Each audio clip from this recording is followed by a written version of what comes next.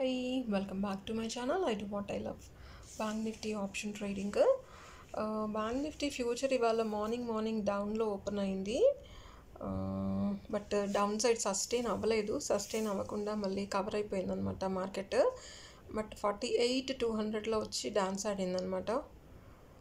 కన్సల్టేషన్లో ఉంది కొంచెం, half day వరకు. బట్ హాఫ్ డే లోపు నేను మార్కెట్ క్లారిటీ లేదని 2 times పుట్ తీసుకున్నాను, 1 కాల్ తీసుకున్నాను. కాల్ వచ్చేసి 101 బాయింగ్, 120 ఎగ్జిట్. అది మార్నింగ్ ఎగ్జిట్ చేసేసాను. అండ్ దాని తర్వాత ఇంకా మార్కెట్ అప్ సైడ్ వెళ్ళే మూమెంట్ లేదు, కనిపించలేదు ఆ టైంలో. ఇంకా డాన్సింగ్లో ఉంది కాబట్టి సరే అని పుట్ తీసుకున్నాను.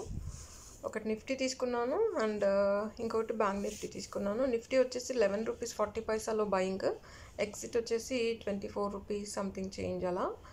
అండ్ బ్యాంక్ నిఫ్టీ వచ్చేసి 47,900 strike price, 168 buying put. So exit వచ్చేసి 202.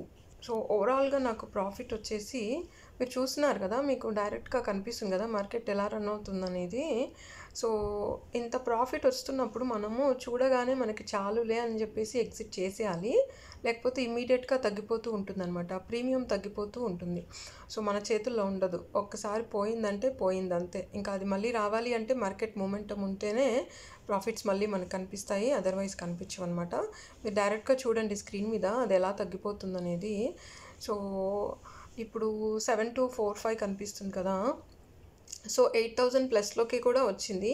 సో నేను యాక్చువల్గా ఆర్డర్ పెట్టలేదన్నమాట. సో మార్కెట్ మూమెంట్ రాగానే సరే వీడియో షూట్ చేద్దామని ఇమీడియట్గా వీడియో షూట్ చేస్తున్నాను. బట్ అది 3 minutesలోనే 8,000 వరకు వచ్చిన ప్రాఫిట్, 8,000 ప్లస్ వరకు వచ్చిన ప్రాఫిట్ నేను ఎక్కడ క్లోజ్ చేశాను చూడండి.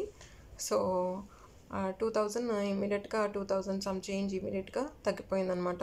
సో 6,308 రూపీస్ దగ్గర క్లోజ్ చేసిన ఓవరాల్గా. సో నాకు లాస్ లేకుండా ప్రాఫిట్లోనే నేను క్లోజ్ చేశాను. ఒక